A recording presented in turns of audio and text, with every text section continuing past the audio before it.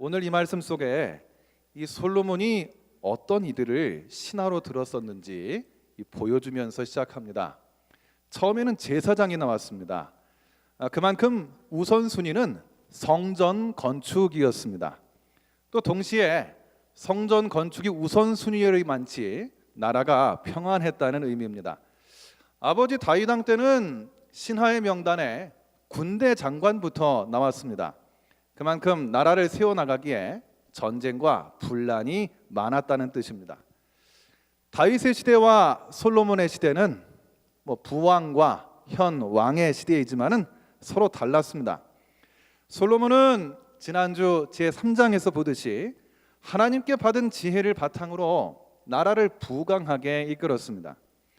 천하의 솔로몬도 자기가 처한 시대에 무엇이 필요한지를 깨달았습니다. 또 그에 따라 행동을 했습니다. 여기서 우리가 알아야 되는 점은 이것입니다. 자신의 시대에 자신의 능력으로 감당해야 할 일이 무엇인지 파악해야 하는 것입니다. 다 잘할 수는 없습니다. 천하의 솔로몬이라 그래서 전장에 나가면 무조건 이긴다라는 보장은 없습니다. 그의 시대에 솔로몬은 자신의 달란트로 최선을 다했습니다. 그리고 거기에 집중해야 하는 것입니다. 여러분, 오후가 조금은 나른해지기 쉬운 이 시간입니다.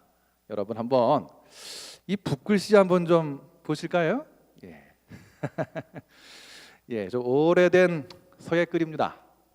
1933년의 글씨입니다. 무슨 글씨일까요? 이 젊은 제가 어르신들 앞에서 문자 쓰게 된 건 좀 양해해 주십시오. 그래도 이 부모님 세대들은, 작년 세대들은 좀 한자가 좀 익숙하시잖아요. 한 신문사에서 전임 사장이 이 신임 사장한테 인기하는 자리에서 이 두 사장님들이 나란히 서서 이 글씨를 썼다는 것입니다. 아주 옛 전통인 것 같습니다. 오른쪽을 보면은 제제다사 그랬습니다. 재주 있는 많은 인재가 있어야 된다 그랬습니다. 또 이 왼쪽에는요 기인위보 그랬습니다. 많은 인재를 인으로 끌어안아서 보배로 만들어야 된다 그랬습니다. 이 오른쪽에 제제다사는 이 조선일보 9대 방응모 사장이라는 분의 이 글씨라고 합니다. 이 기인유보는 그 전임자 8대 사장이었던 조만식 사장의 이 글이었습니다.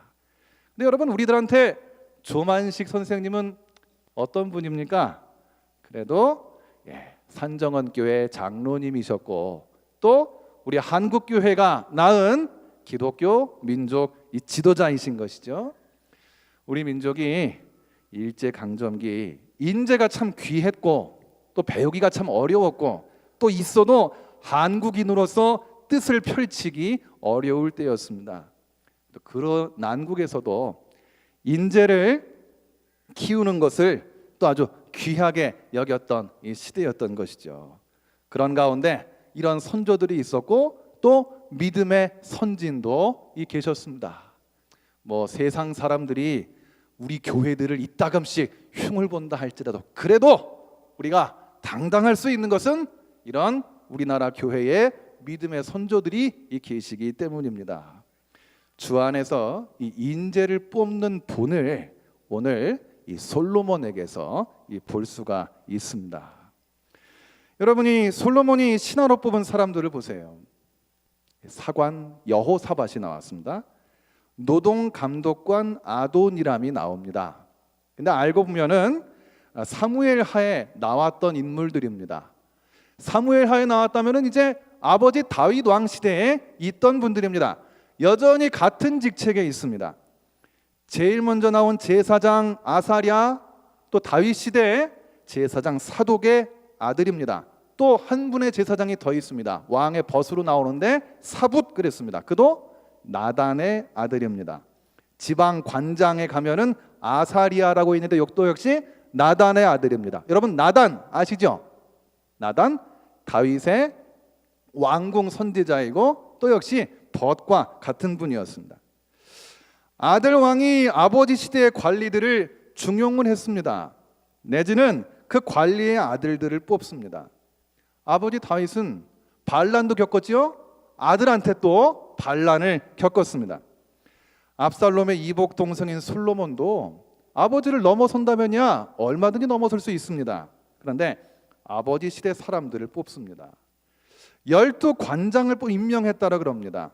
관장, 전국의 이 지방 관장, 장관입니다. 이스라엘에서 열둘 하면은 무엇이 떠오르시나요? 12지파지요. 전통적인 12지파를 기초로 해서 또 12관장이라는 그런 직책을 세웠습니다. 행정구역을 짤 때도 이어 내려온 전통을 무시하지는 않았습니다. 결국 이 기존 세력을 끌어안았던 것입니다. 그렇다고 구세대를 답습했느냐 하면 또 그렇지도 않습니다. 국내 대신 아히살이라고 나옵니다. 국내 대신 성경에 처음 나오게 됐습니다. 무슨 뜻일까요? 현대 일본에도 일본 황실에는 그 국내청이라고 하는 기관이 있다라고 합니다. 궁정의 황실의 살림을 돌보는 관청인 것이죠. 궁전을 돌보는 부처입니다. 다윗 시대에는 없었습니다. 우리한테는 좀 너무 익숙하지만 이 시대로서는 나름 새로 만든 또 자리고 발탁한 사람입니다. 이 12관장, 우리 읽지 않았지만은 이 4장 중반에 가게 되면은 그 12관장들 중에는 솔로몬의 딸하고 결혼하게 되는 사람들도 있습니다. 사위들이 있습니다. 근데 솔로몬이 왕이 됐을 때는 20살이었으니까 당장 사위를 둘 수는 없겠죠. 어쩌면 한참 이 시간이 흐른 다음까지 쭉 쓰고 있습니다. 벤 아비나답 아히마스 그랬습니다. 오랜 세월이 흘렀습니다. 그러기까지 솔로몬이 이 두 관장들을 눈여겨보다가 이제 자신의 12관장으로 발탁했음을 볼 수 있습니다. 솔로몬은 이스라엘 나라가 신앙적으로 국가적으로 기틀을 갖춘 다음에 왕이 됐습니다. 선대 왕 때와 다르게 그의 시대에 맞춰서 사람을 뽑았습니다. 아버지의 시대의 사람, 그들의 자제도 다 세웠습니다. 그 시대 새 인재도 또 뽑아 썼습니다. 그는 경우에 맞게 사람을 보고 뽑을 줄 알았습니다. 하나님께 받은 지혜를 사람들을 세우는데도 이렇게 활용하고 있는 것입니다. 저희들이 이 시간을 준비하기 위해서 함께 교재로 또 묵상하고 공부하는 책, 이 왕들의 이야기에 따르면, 이 저자 한홍 목사님의 그 요점에 따르면 이렇습니다. 바로 여기도 이렇게 나옵니다마는 하나님은 그분의 모든 사람들을 획일적으로 대하지를 않으십니다. 각자의 특성, 재능에 따라서 맞는 일을 맡겨 주시는 것입니다. 여기 한번 화면 한번 좀 띄워주시겠어요? 그만큼 하나님께서 사람과 사람의 경우에 맞춰서 맞는 일들을 맡겨주십니다. 다양하게 지으셨지요. 어떤 사람한테 있는 장점이 다른 사람한테는 또 없습니다. 또 다른 사람한테 있는 장점이 그 어떤 사람한테는 없습니다. 하나님은 그 각각의 사람들에게 맞게 각각 다양하게 대하십니다. 근데 이렇게 되면은 결국 각 사람이 서로 어우러져야지만 제대로 생활할 수가 있습니다. 결국은 장점으로 또 단점을 서로 어우러지고 보충하면서 정말 어울려서 무리지어서 더불어서 생활하도록 하나님께서는 지으셨다는 것입니다. 우리 같이 한번 이 1번을 같이 읽어보겠습니다. 시작. 하나님은 그분의 모든 사람들을 획일적으로 대하지 않으십니다. 각자의 특성과 재능에 따라 맞는 일들을 맡겨주십니다. 이 자리에 목자 목녀도 계십니다. 초원지기도 계시죠. 또 선교회의 회장님들도 계십니다. 또 기관장님들, 부장님들도 다 계십니다. 다음 세대의 연령대별 부장님들도 또 계십니다. 맡으신 이 목장, 우리 연암 선교회, 또 각 기관 지체들을 한번 잘 보세요. 참 여러 스타일의 많은 분들이 같이 다 계시지요. 때로는 힘을 합쳐서 모임을 잘 가져서 좋고, 좋은 행사를 또 잘 치를 때도 있습니다. 근데 또 서로 다른 모습 때문에 좀 어려워질 때 또한 있지요. 이 지체들 모두 특성과 재능에 맞게 직분이 다 있다라고 믿으시기를 바랍니다. 하나님께서 다 맡겨주시고 세워주시고 또 모이게끔 역사해 주셨습니다. 그 마음 가지시고 우리 교회 안에 맡겨진 공동체들을 이끄실 때, 섬기실 때, 돌보실 때 우리 주님께서 기뻐하실 줄로 믿습니다. 오늘 이 열왕기 4장 전체에 솔로몬의 치세가 나타났습니다. 어마어마한 식량을 왕궁 사람들이 먹는 것들이 다 나옵니다. 그리고 또 26절 이하에 수많은 무기들이 나옵니다. 옛날이니까 말들도 많고 또 그만큼 그걸 유지하려면은 말들을 먹여야 할 꼴들, 보리들도 아주 많았다고 합니다. 뭐 한마디로 말하면 경제력도 국방력도 강했다는 것이죠. 외양간 4만 개라고 나옵니다. 외양간만 4만 개예요. 그럼 말들은 도대체 몇 마리일까요? 마병도 12,000명이라고 합니다. 그만큼 한 이스라엘 땅에서 다 나지를 않겠죠.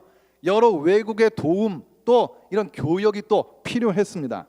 그래서 솔로몬이 정략 결혼도 많이 했습니다.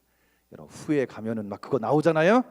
왕비가 300명, 첩이 700명 합쳐서 1000명 이렇게 나오잖아요. 아유, 야, 참 어떻게 그렇게 많은 사람들하고 살았을까 싶을 정도인데 알고 보면은 정략 결혼을 그렇게 했다는 것이고 또 그렇게 외교를 맺었습니다. 경제력으로 백성을 살립니다. 국방력으로 또 나라를 힘으로 뒷받침을 합니다. 나라 혼자만의 힘으로는 안 되니까 외교력을 가지고 도움을 이렇게 이끌어냅니다. 눈에 보이는 솔로몬의 치세죠. 근데 그 배후에는 하나님의 축복과 인도하심과 또 손길이 다 숨어 있었습니다. 근데 힘이 나라에는 도움이 됐을지언정 영적으로는 좋지 못하게 됩니다. 일찍이 하나님은 모세에게 장차 왕권을 허락하실 때를 대비해서 이런 말씀을 하셨습니다. 신명기 17장에는요. 그는 병마를 많이 두지 말 것이요 병마를 많이 얻으려고 그 백성을 애굽으로 돌아가게 하지 말 것이니. 그 다음 절 17절은 같이 한번 읽겠습니다. 시작. 그에게 아내를 많이 두어 그의 마음이 미혹되게 하지 말 것이며. 이 오경 율법에 미리 경고를 다 하셨습니다. 그런데 세월이 흘러서 이 열왕기 하에 오니까 솔로몬이 어떻게 하고 있지요? 이대로 하고 있는 겁니다. 근데 또 그때는 언제냐면은 이 이스라엘의 치세가 정점에 다다랐을 때입니다. 현실 세계에서 무기가 없어서는 안 됩니다. 방어에는 필요합니다. 근데 또 무기를 너무 많이 만들어도 해가 되는 것이 맞지요. 그로 인해서 또 이웃 나라를 공격하게 돼서 전쟁을 일으키는 일들을 수많은 그 역사 속에서 우리가 볼 수가 있습니다. 여러분 원자력 발전소에서 전력을 생산합니다. 우리나라 같이 석유가 없는 나라는 정말 도움이 될 수밖에 없습니다. 근데 여러분 이렇게 원자력 발전소가 폭발한다라고 한번 생각해 보세요. 저 얼마 전에 일본 후쿠시마에서 정말 저렇게 해일이 일어났을 때 발전소가 폭발했습니다. 또 저 옆에 흑백이지만 1986년에 세계적인 대재앙이라 그랬잖아요. 구소련의 체르노빌 발전소에서 사고가 일어났습니다. 어떻습니까? 그 방사능 피폭이 얼마나 잔인한 것인지 정말 끔찍한 것인지를 알게 됩니다. 체르노빌의 목소리라고 하는 벨로루시 공화국의 기자가 쓴 책이 있습니다. 여러 인터뷰를 이제 모아가지고 책을 한 권을 만든 겁니다. 10년 가까이. 이 방사능이라는 거는 냄새도 없고요, 보이지도 않습니다. 모릅니다. 근데 이게 한번 쓰이게 되면은 당장은 해가 안 일어납니다. 근데 하루 지나고 이틀 지날 때마다 피부나 온몸에서 이상 반응이 계속 일어납니다. 더 이상 세포가 죽어도 자라게 하는 것, 그런 DNA나 유전자가 다 파괴가 된다는 거예요. 그러니까 살은 세포가 죽잖아요. 새로 안 생성되잖아요. 그러니까 여러 피부염이 돋고 도든지 낫지를 않게 됩니다. 여러분, 인류가 만든 기술이 양날의 검입니다. 남을 향해 휘두를 수도 있지만은 나한테도 비수가 돼서 날아올 수 있습니다. 잘 쓰면 도움이 되지만 선을 이룰 수 있지만 잘못 쓰면은 남한테 해가 되고 결국 악의 도구가 되고 맙니다. 과학기술이란 실은 이렇습니다. 가치 중립성이란 말을 합니다. 어떻게 쓰느냐에 따라서 달라진다라는 것이죠. 솔로몬도 하나님 주신 지혜를 잘 썼을 때는 치세를 잘했습니다. 근데 이 치세가 더욱 커져 보니까 그때 얻은 강한 군대로 교만으로 가는 길이 되어버렸습니다. 그리고 외교의 구실이 됐던 그 수많은 처첩들이 우상숭배의 유혹으로 연결되고 말았습니다. 이렇게 해서 두 번째 얻는 결론이 있습니다. 같이 한번 읽겠습니다. 시작. 자신을 지켜줄 인간적인 수단들을 너무 많이 만들지 말라입니다. 우리 좀 얼마나 실은 줄여요. 얼마나 필요해요. 얼마나 좀 가져봐야 되겠어요. 얼마나 많이 좀 힘을 얻어야 되겠어요. 근데 이게 필수적인 수준만 좀 채워주면 좀 되는데 계속 갖게 되고 계속 많아지게 되면 어느새 인간적으로 믿는 구성만 많이 만듭니다. 그럼 기도를 안 하게 됩니다. 하나님 안 바라봐도 할 수 있다고 여기게 됩니다. 자기 자신을 믿게 됩니다. 무슨 다른 우상 얘기할 게 없습니다. 자기가 최고가 되고 마는 것입니다. 그럼 또 자신도 모르게 하나님하고 멀어집니다. 자기도 모르게 타락하고 마는 것이죠. 여러분, 정말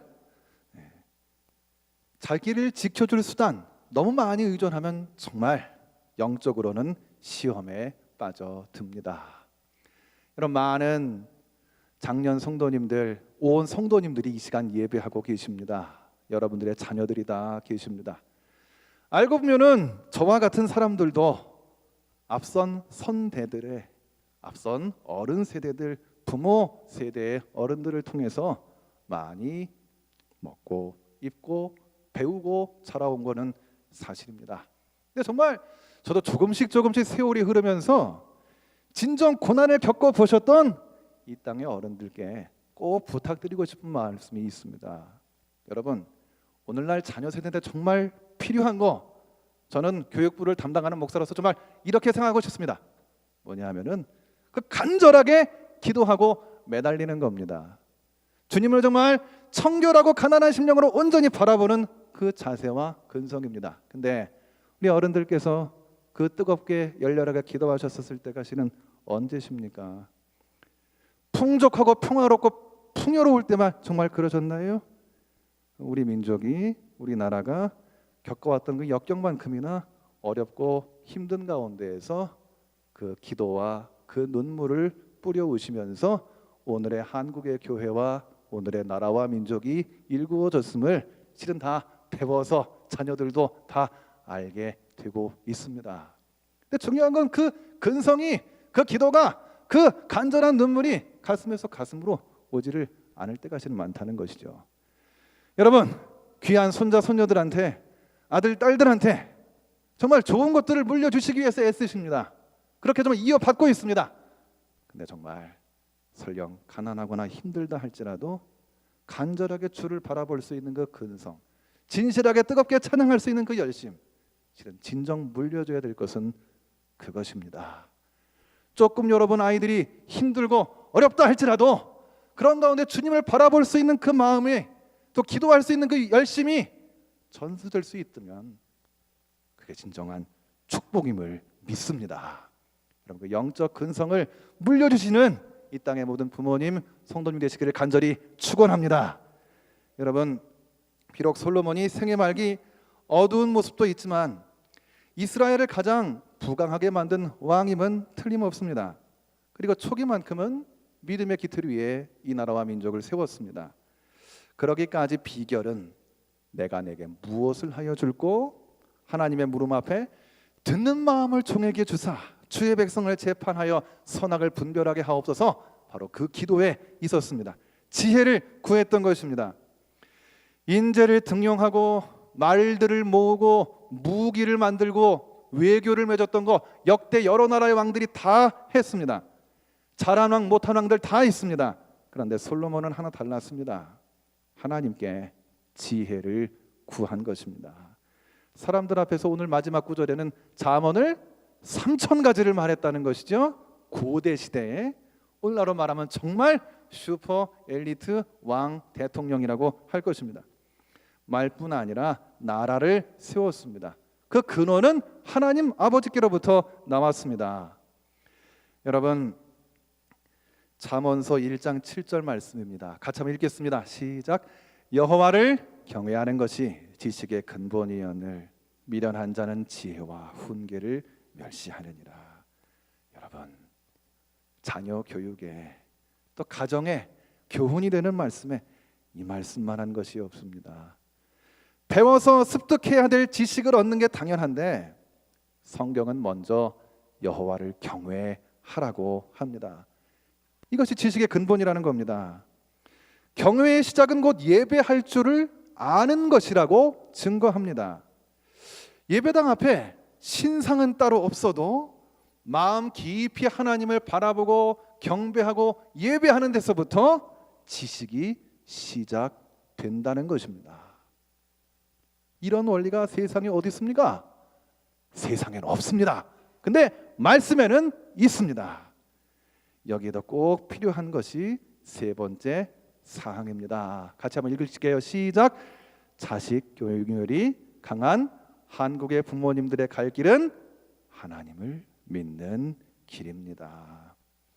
여러분, 오늘날에도 많은 시도를 하십니다. 다양한 고등학교에 또 많이 보내게끔 하시기 위해서 애를 쓰십니다. 또 고교에 입학을 하더라도 그 다음에 쪽집게 과외도 있고 또 조기 유학도 있고 많은 시도를 이 아이가, 이 자녀가 정말 잘 되게끔 하기 위해서 불철주야 애를 쓰실 것입니다. 부모님들이 이 부양하고 가르치기 위해서 직장에서 수고를 마다하진 않습니다. 근데 인간의 힘만으로는 불가능합니다. 사람한테 삶의 목표가 생기고 이를 향해 달려갈 힘을 얻는 계기는 여러분 하나님을 믿음으로 생깁니다. 거기에서 공부도 일도 특기도 배울 수 있는 계기가 생기는 것입니다. 여러분, 자녀들한테 자자손손들한테 정말로 필요한 거 바로 하나님이 주실 지혜인 줄로 믿으시기를 바랍니다. 부모님 되신 성도 여러분, 자녀가 주님을 예배하는 기회 늘 귀히 여기시고 마음껏 격려해 주시고 또 그렇게 보내주시기를 바랍니다. 거기에 진학도 있고 취업도 있습니다. 올해도 어김없이 만 18세 고3이 되는 자녀들이 있습니다. 우리 GTS와 유스에도 있습니다. 또 많은 부모님들의 자녀들, 손자, 손녀들 가운데도 계십니다. 아이들의 신앙 정도에 따라 다르긴 하지만요, 여러분, 자녀가 예배하겠다고 하면 먼저 학생 예배 드리겠다고 하면은 아낌없이 좀 보내주십시오. 아휴, 뭐 우리가 안 보내요? 얘가 안 가서 그렇죠? 그럼 차라리 좀 다행입니다. 혹여라도 찬양단 하겠다, 성경 공부하겠다 하면은 망설이지 마시고 먼저 보내세요. 그런 다음에 공부를 해도 하나님 주시는 지혜로 정말 할 수 있습니다. 그리고 기도해 주세요. 다음으로 공부시키십시오. 이 자녀들의 길은 우리 주님께서 열어주실 줄로 꼭 믿으시기를 바랍니다. 이미 솔로몬이 앞서서 정말 보여준 것입니다. 여러분, 교회 다니면서 친구와 어울리고 이성 친구도 사귀고 좋은 형 누나들과 어울리고 선생님들과 더불어 배우기도 하고 어우러지기도 하고 놀기도 하고 합니다. 근데 또 이따금씩은 좀 악용될 수도 있잖아요. 에이, 교회 가가지고 놀기만 해? 그럼 안 돼! 하시는 경우들도 실은 있었습니다. 그런가 하면요, 여러분, 다니엘 학습법이라고도 있잖아요. 김동환 전도사님 같은 분이, 목사님이 다니엘 리더십 스쿨도 이제 이렇게 세워서 많은 인재들이, 또 성적도 정말 힘들고 어렵고 무엇보다 꿈이 없던 학생들이 신앙을 통해서 또 교육을 받음으로 꿈을 가지면서 성적도 올리는 그런 학교들도 있잖아요. 그냥 나온 것 아닙니다. 다 하나님의 지혜가 근본에 있기 때문인 것입니다. 여러분 정말 얼마든지 신앙생활을 우선순위로 하면서도 열심히 공부해서 진정 자신의 길을 열어나가는 취업을 해도 그리고 진학을 해도 정말 주 안에 소신 있게 해나가는 청소년 청년들도 많이 있음을 자녀들도 많이 있음을 꼭 기억하시기를 바랍니다. 여러분 아까 서두에 그 휘호 붓글씨에서 보셨던 고당 조만식 선생님도 처음부터 민족 지도자는 아니었습니다. 뭐 그분의 전기를 보면은 평양 성내에서도 소문난 술꾼이었다라고 합니다. 많은 걸 누려도 보았고 경험도 해봤고 즐겨도 보았던 분이라는 것입니다. 근데 그것 통해서 자신과 또 가정과 나라의 그 미래를 발견할 수 없다는 걸 아니까 또 가까운 아내도 먼저 사별하고 아들도 먼저 사별하고 그렇게 절망 속에 빠지니까 예수를 믿어야만 온전한 길이 있겠다 믿고 정말 자기의 친구들을 다 불러다가 마지막으로 오늘 정말 술판을 벌이겠다 해서 잔치를 벌인 다음에 딱 끊고 그 다음 날로 갈지자 걸음이지만은 선교사 교장님한테 찾아갔다라고 전기에 나옵니다. 베어드 선교사라고 평양 숭실대학 숭실전문학교 그 교장님한테 찾아가서 배우고 싶습니다. 배워서 못하려고요. 예수를 믿어서 좀 나라를 위해서 해보고 싶습니다. 그 청이 받아들여져 가지고 변화가 돼서 늦은 나이에 미션 스쿨에 들어가고 변화가 된 것입니다. 여러분 믿음을 따라 지혜를 받고 그 지혜 가운데 진정 자신도 주 안에서 성공하지만 가정을 나라를 교회를 살린 믿음의 일꾼들은 많이 찾아볼 수가 있습니다. 이제 말씀 맺겠습니다. 솔로몬이 받은 지혜를 오늘 세 가지를 보았습니다. 첫째, 하나님은 사람의 특성과 재능에 따라 일을 맡기시는 것입니다. 또 두 번째, 자기를 지켜줄 인간적인 수단들 너무 많이 만들지 말으라는 것입니다. 아이들이 조금 힘들어도 오히려 더 기도할 수 있다면 하나님을 더 애타게 찾고 주님께 손을 꼭 붙잡고 동행할 수 있다면 여러분 좀 그 길로 이끌어 주시기를 간절히 주 안에서 부탁을 드립니다.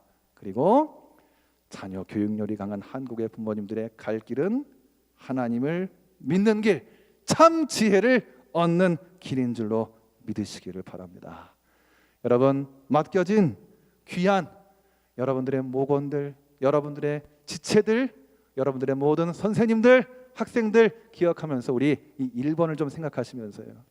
각자의 특성, 재능, 알맞는 일을 맡겨주시고 우리가 서로 어우러지게 하시고 정말 혈연은 아니지만 믿음 가운데 한 가정이 되는 우리 목양교회 믿음의 가족 되기를 바라면서 이 시간 찬송 부르고 기도하고 마치고자 합니다.